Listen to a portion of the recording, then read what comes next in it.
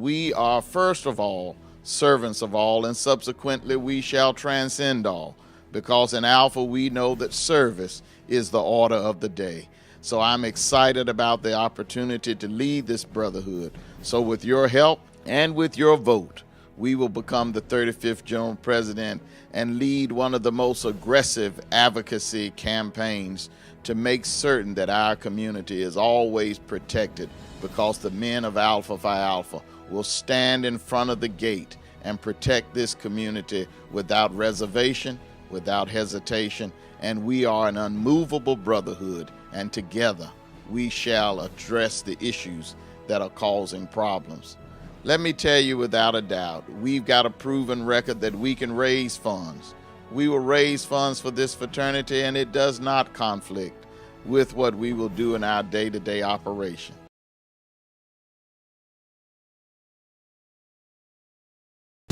Hello, I'm Eugene Cornelius, Deputy Associate Administrator for the Office of International Trade at the U.S. Small Business Administration. I'm here to detail the workings of a business plan. A business plan tells you where your business is in its life cycle and where your business is going. It tells your bank, lenders, and investors just how financially and economically feasible your operations are. And most importantly, it outlines how you plan to pay back any loans, obligations, and return on investments. A traditional business plan has 9 parts. You may prefer a traditional business plan format if you are a very detail-oriented person, or want a comprehensive plan, or plan to request financing from traditional sources. When you write your business plan, you don't have to stick to the exact business outline. Instead, use the sections that makes the most sense for your business and your needs. In Section 1, Executive Summary, briefly tell the reader about your company and why it will be successful. Include your mission statement, your product and service, and basic information about your leadership team, employees, and location. Include financial information and a high-level growth plan if you plan to ask for financing.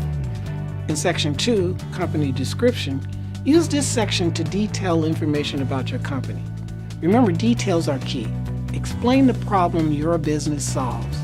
Be precise. List out customers, organization, businesses your company plans to serve. Explain the competitive advantage that will make your business a success. Are there experts on your team? Have you found the right location? Here's where you boast about the strengths of your company. In Section 3, Market Analysis, you will need a good understanding of your industry outlook and target market. Competitive research shows you what other businesses are doing and their strengths. Look for trends and analysis. How do they succeed? What makes them successful? Can you do it better? These are things you want to outline. In the Organization and Management section, you want to tell the readers about your structure. Who will run your operation? Is it a legal corporation? These are things that are key and vital to the explanation of how you plan to establish your entity.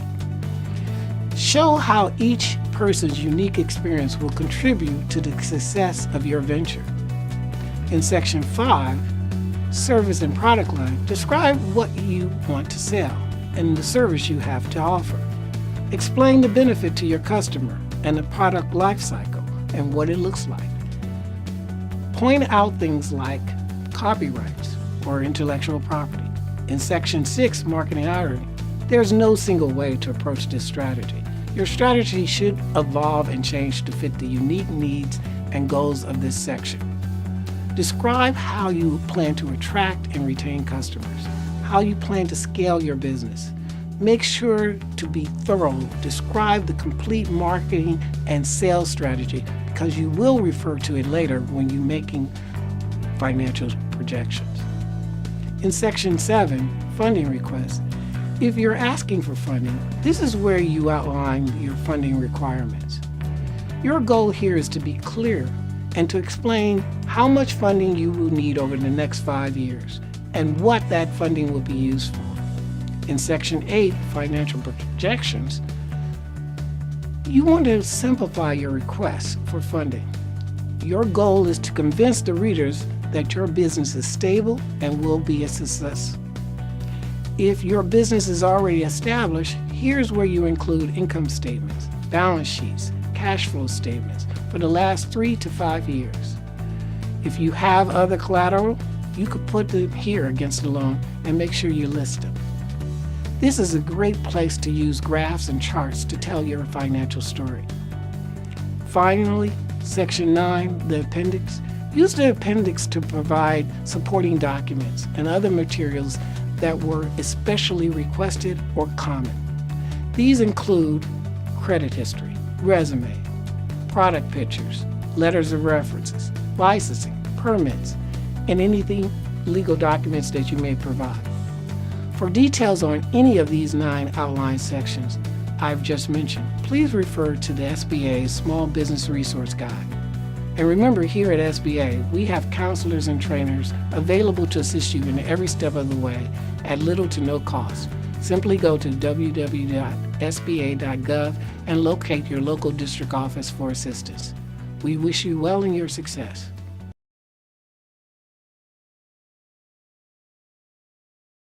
Good evening. This is Kenneth Kelly. I'm a member of the Economic Development Committee of Alpha Phi Alpha Fraternity Incorporated.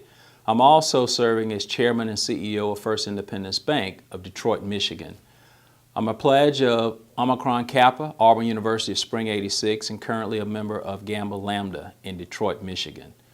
When you think about economic development, there is no economic development that starts without personal economic development, which is the development of human capital, the most valuable resource in this country.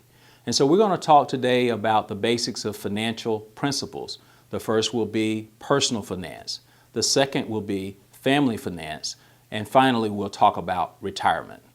When I think about personal finance, I think about the principle of saving. It is a principle that I think all of us should aspire to if we have not acquired it as a child or adolescent. Savings actually accounts for the opportunity for you to be successful going forward. The second aspect of personal finance is budgeting.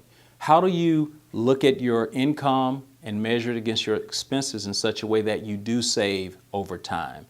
The other thing that I would like to talk about regarding this is your FICO score. There's nothing more important than your reputation, and so your FICO score is something that you should always adhere to and think about in such a way that it is your economic reputation. And then finally, I'd like to talk about philanthropy. Even as a child, we should be thinking about how do we give back to those things that are important to us. And so as you think about the principles of Alpha, I think about philanthropy.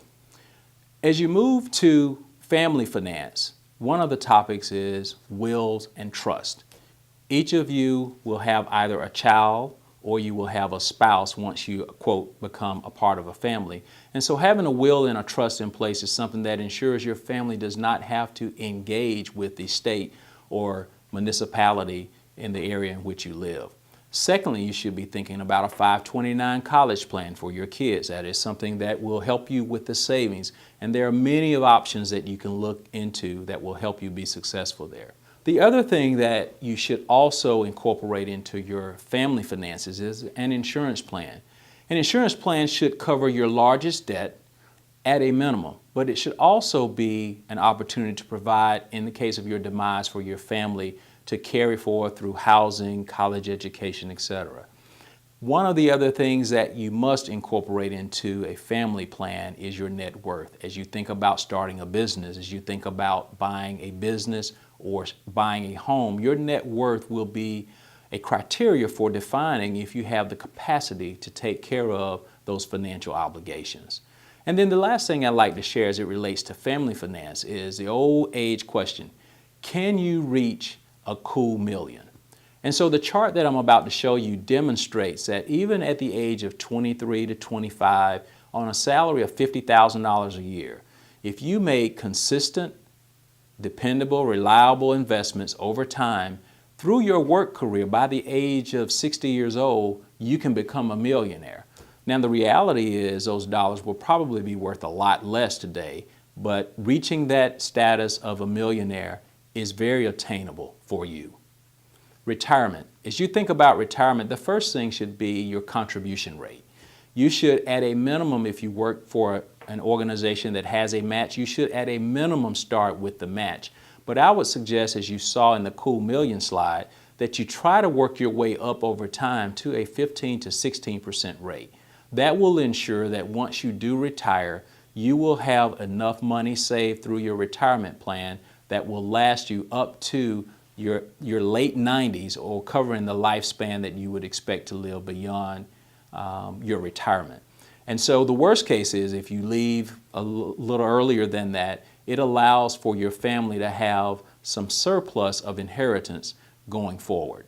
The second component of retirement is compounding interest. Each of us probably have heard this topic before, but the reality is, if you go back to that Cool Million slide, what you will see is more of an exponential graph where your money takes a long time before it starts to move forward. But once it does, it starts to move forward at a much faster rate. That is based on the principle of compounding of interest. And the last thing I'd like to share on this topic of retirement is always be thinking about the opportunity cost. Today, if you buy that $20,000 car, the reality is, what does it cost you over the life of your career? So should you buy a $20,000 car, or could you get by with a $15,000 car? The point is that savings can be instrumental to your long-term financial plans. What I'm about to show you now is what I just discussed, which is, if you look at the graph, it will show you the exponential curve of your retirement getting up to 60, and it will show how those funds can provide support for you throughout your life up through the age of the mid-90s.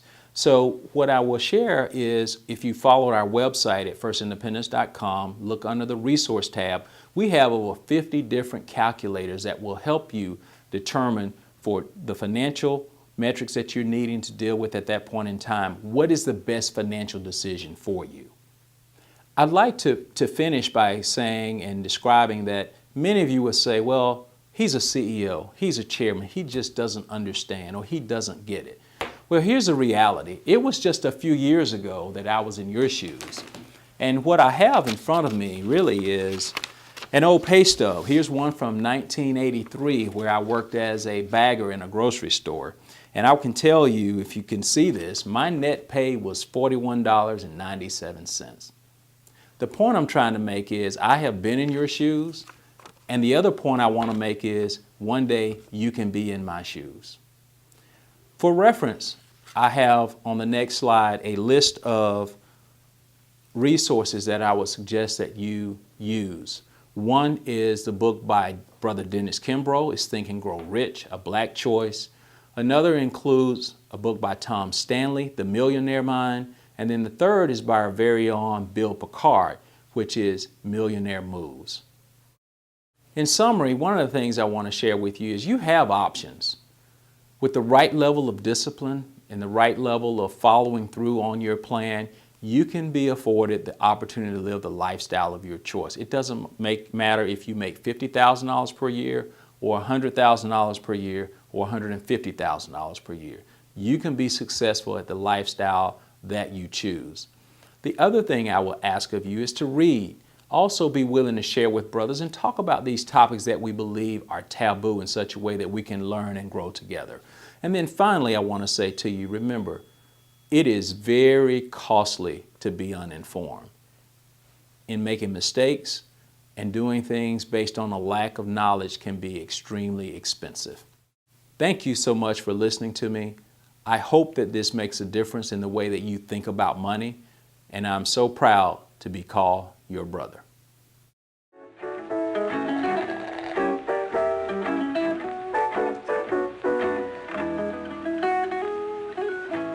Mon amour, oh ma cœur, c'est vous que j'aime. Oh, thank you, baby. McDonald's new McCafe Shakes. With a fresh look and delicious new toppings, they're a brand new way to indulge. New McCafe Shakes, the simple joy of love at first sight.